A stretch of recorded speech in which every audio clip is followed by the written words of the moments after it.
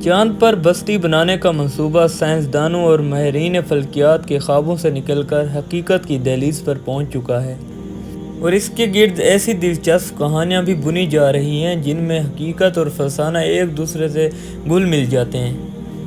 NASA اور یورپی خلائی ایجنسی پہلے ہی 2035 تک چاند پر مستقل بیس کیمپ بنانے کا منصوبے پر کام کر رہی ہیں، جہاں شمسی توانائی سے چلنے والے گنبد نما مکانات، آکسیجن تیار کرنے والی مشینیں اور زیر زمین سرنگوں پر مشتمل محفوظ پناہ گاہیں ہوں گی تاکہ انسان تابکاری اور شہابی پتھروں سے بچ سکے۔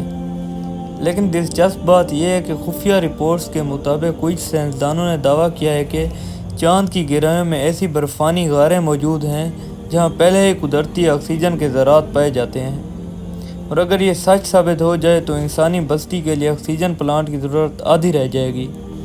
ایک مشہور روسی سائنسدان نے مذاق میں کہا تھا کہ چاند پر ایسا چھپا ہوا جھیل نما خطہ موجود ہے جو برف پگھلنے کے بعد پانی مہیا کرے گا۔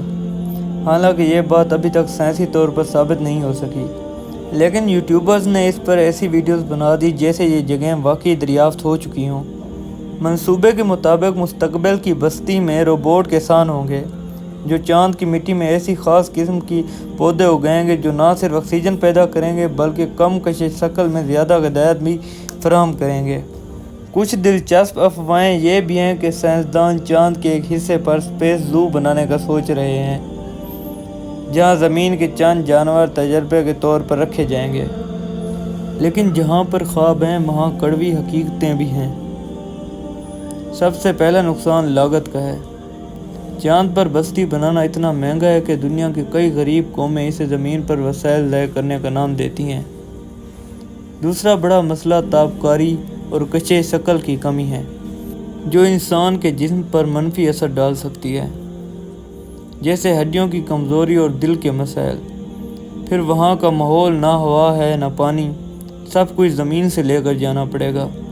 یہ سب مصنوعی طور پر تیار کرنا پڑے گا اور ذرا سی بھی غلطی جان لیوا ثابت ہو سکتی ہے۔ کچھ ماہرین کا کہنا ہے کہ اگر بستی کامیاب بھی ہو گئی تو وہاں زندگی قید خانہ جیسی لگے گی۔ لوگ گنبدوں اور سرنگوں میں بند رہیں گے، آسمان دیکھنے کے لیے بھی خصوصی اجازت اور حفاظتی سوٹ درکار ہوں گے۔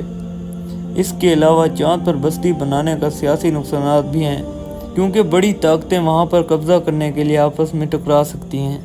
یوں چاند پر بستی بنانے کا خواب آدھا حقیقت آدھا فسانہ ہے۔